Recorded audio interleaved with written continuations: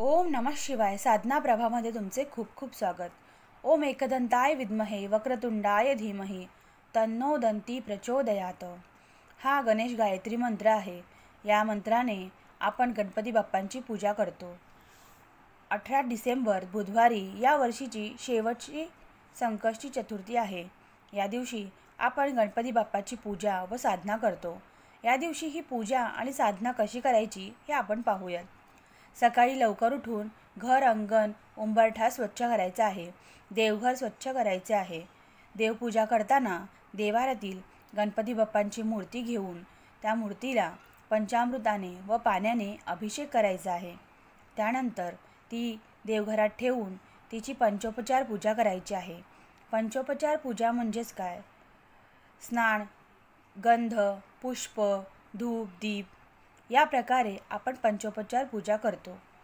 तर श्री गणेशाची पंचोपचार पूजा करताना त्यांना लाल चंदनाचा टीका लावायचा आहे। जास्वंदीचे फूल वाहायचे आहे। त्याचबरोबर 21 दुर्वाची पेंडी त्यांच्या चरणांवर वाहायची आहे। हे झाल्यानंतर धूप दीप ओवाळायचे आहे। नैवेद्याला गूळ खोबरे किंवा मोदक याचा नैवेद्य दाखवायचा आहे।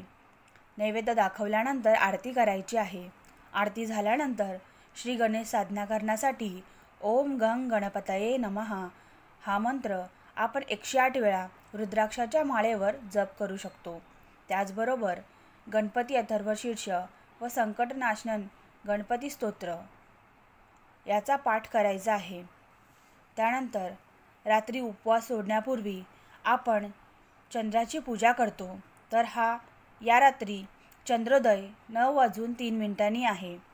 तर चंद्रोदय झाल्यानंतर आपण चंद्राची पूजा करायची असते।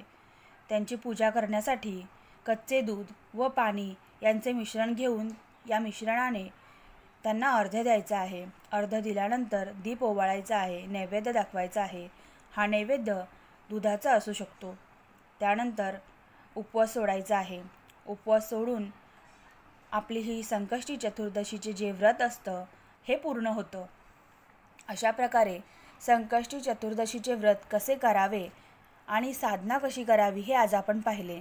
तर झालेली ही साधना स्वामींचरणी अर्पण करते आणि या साधनेला पूर्णाहुती देते।